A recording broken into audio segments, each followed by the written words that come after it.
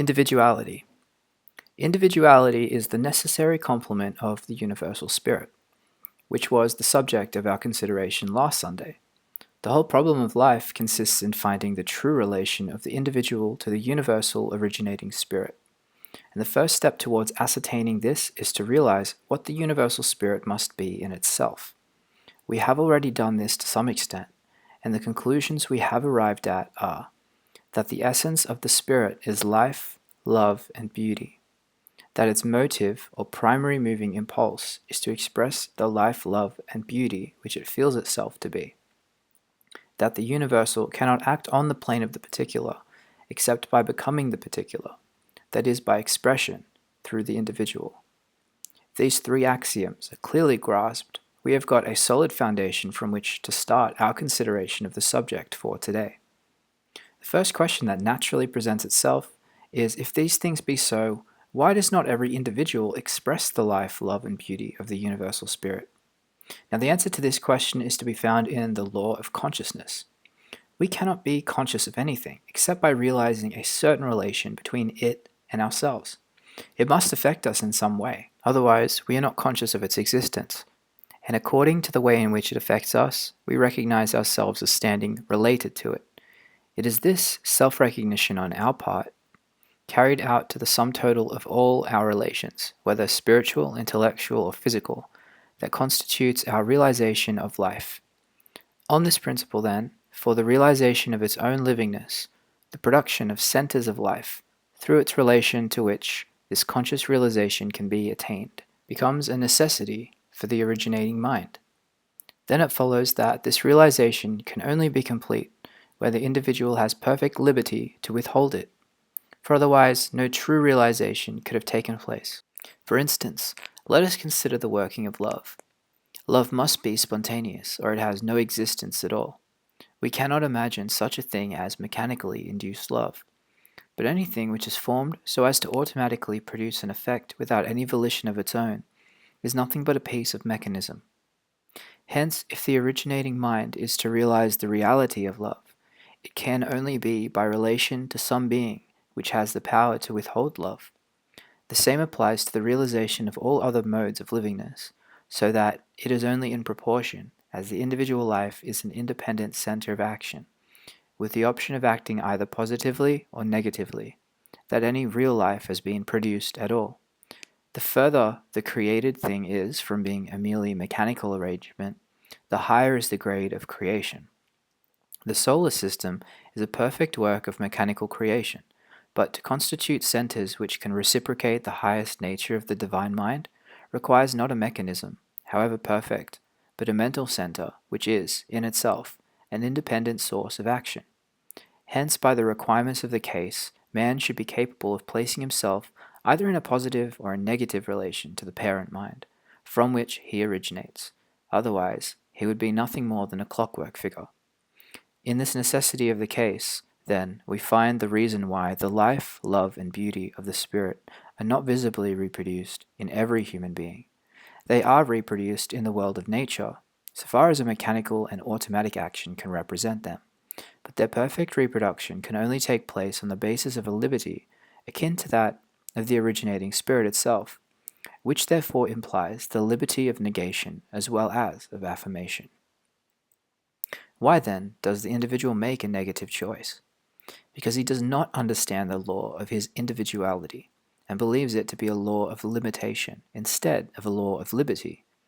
He does not expect to find the starting point of the creative process reproduced within himself, and so he looks to the mechanical side of things for the basis of his reasoning about life. Consequently, his reasoning lands him in the conclusion that life is limited, because he has assumed limitation in his premises, and so logically cannot escape from it in his conclusion. Then he thinks that this is the law, and so ridicules the idea of transcending it. He points to the sequence of cause and effect, by which death, disease, and disaster hold their sway over the individual, and says that sequence is law. And he is perfectly right so far as he goes. It is a law, but not the law.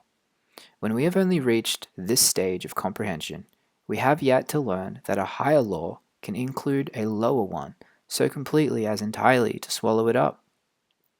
The fallacy involved in this negative argument is the assumption that the law of limitation is essential in all grades of being. It is the fallacy of the old shipbuilders as to the impossibility of building iron ships. What is required is to get at the principle which is at the back of the law in its affirmative working, and specialize it under higher conditions than are spontaneously presented by nature. And this can only be done by the introduction of the personal element, that is to say, an individual intelligence capable of comprehending the principle. The question, then, is, what is the principle by which we came into being? And this is only a personal application of the general question, how did anything come into being? Now, as I pointed out in the preceding article, the ultimate deduction from physical science is that the originating movement takes place in the universal mind, and is analogous to that of our own imagination. And as we have seen, the perfect ideal can only be that of a being capable of reciprocating all the qualities of the originating mind. Consequently, man, in his inmost nature, is the product of the divine mind, imaging forth an image of itself, on the plane of the relative, as the complementary to its own sphere in the absolute. If we will therefore go to the inmost principle in ourselves, which philosophy and scripture alike declare to be made in the image and likeness of God, instead of to the outer vehicles which it externalizes as instruments through which to function on the various planes of being, we shall find that we have reached a principle in ourselves which stands in loco dei towards all other vehicles, and also towards our environment.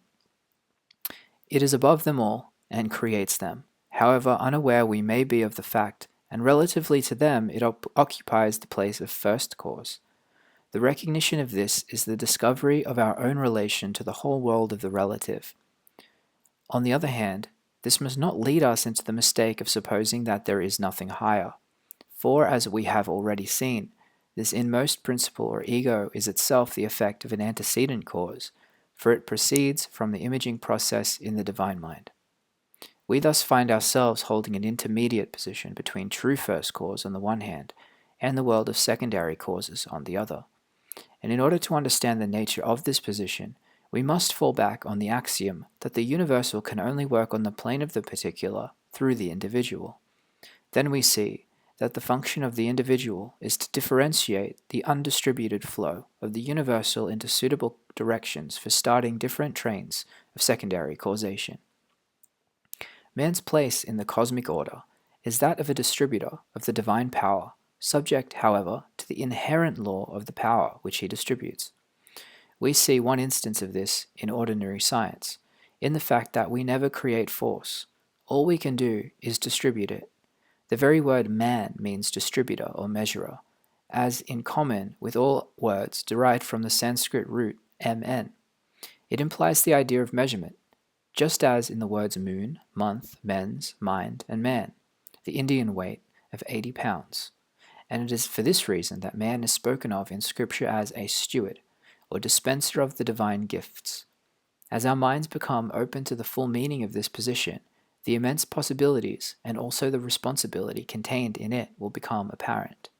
It means that the individual is the creative center of his own world. Our past experience affords no evidence against this, but, on the contrary, is evidence for it. Our true nature is always present, only we have up until this point taken the lower and mechanical side of things for our starting point, and so have created limitation instead of expansion. And even with the knowledge of the creative law which we have now attained, we shall continue to do this. If we seek our starting point in the things which are below us, and not in the thing which is above us, the only thing, namely the divine mind, because it is only there that we can find illimitable creative power. Life is being. It is the experience of states of consciousness, and there is an unfailing correspondence between these inner states and our outward conditions. Now we see from the original creation that the state of consciousness must be the cause, and the corresponding conditions the effect, because at the starting of the creation no conditions existed, and the working of the creative mind upon itself can only have been a state of consciousness. This, then, is clearly the creative order from states to conditions, but we invert this order and seek to create from conditions to states. We say, if I had such and such conditions, they would produce the state of feeling which I desire. And in so saying, we run the risk of making a mistake as to the correspondence, for it may turn out that that particular condition which we fixed on is not as such that would produce the desired state. Or again, though they might produce it in a certain degree, other conditions might produce it in still a greater degree, while at the same time opening the way to the attainment of still higher states and still better conditions. Therefore, our wisest plan is to follow the pattern of the parent mind and make mental self-recognition our starting point, knowing that by the inherent law of spirit, the correlated conditions will come by a natural process of growth. Then, the great self-recognition is that of our relation to the Supreme Mind. That is the generating center, and we are distributing centers. Just as electricity is generated at the central station and delivered in different forms of power by reason of passing through appropriate centers of distribution, so that in one place it lights a room, in another conveys a message, and in a third drives a tram car. In like manner, the power of the universal mind takes particular forms through the particular mind of the individual. It does not interfere with the lines of his individuality, but works along them, thus making him not less but more himself.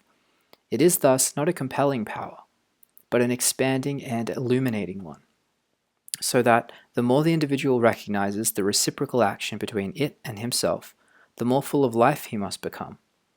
Then also we need not be troubled about future conditions, because we know that the all-originating power is working through us and for us, and that according to the law proved by the whole existing creation, it produces all the conditions required for the expression of life, love, and beauty which it is, so that we can fully trust it to open out the way as we go along. The great teacher's words, "Take no thought for the morrow," and note that the correct translation is "take no anxious thought," are the practical application of the soundest philosophy. This does not, of course, mean that we are not to exert ourselves. We must do our share in the work and not expect God to do for us what he can only do through us. We are to use our common sense and natural faculties in working upon the conditions now present. We must make use of them as far as they go, but we must not try and go further than the present things require. We must not try to force things, but allow them to grow naturally, knowing that they are doing so under the guidance of the all-creating wisdom. Following this method, we shall grow more and more into the habit of looking to mental attitude as the key to our progress in life, knowing that everything else must come out of that. And we shall further discover that our mental attitude is eventually determined by the way in which we regard the divine mind. Then, the final result will be that we shall see the divine mind to be nothing else than life, love, and beauty.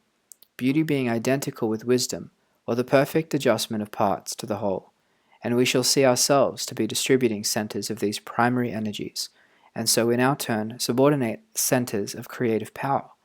And as we advance in this knowledge, we shall find that we transcend one law of limitation after another by finding the higher law, of which the lower is but a partial expression, until we see clearly before us as our ultimate goal nothing less than the perfect law of liberty, not liberty without law, which is anarchy, but liberty according to law. In this way we shall find that the Apostle spoke the literal truth when he said that we shall become like him when we see him as he is, because the whole process by which our individuality is produced is one of reflection of the image existing in the divine mind. When we thus learn the law of our own being, we shall be able to specialize it in ways we have up until this point but little conception. But as in the case of all natural laws, the specialization cannot take place until the fundamental principle of the generic law has been fully realized. For these reasons, the student should endeavor to realize more and more perfectly, both in theory and practice, the law of the relation between the universal and the individual minds. It is that of reciprocal action. If this fact of reciprocity is grasped, it will be found to explain why the individual falls short of expressing the fullness of life, which the spirit is, and why he can attain to the fullness of that expression.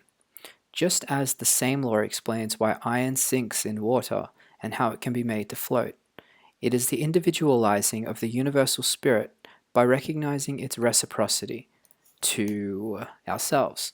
That is the secret of the perpetuation and growth of our own individuality.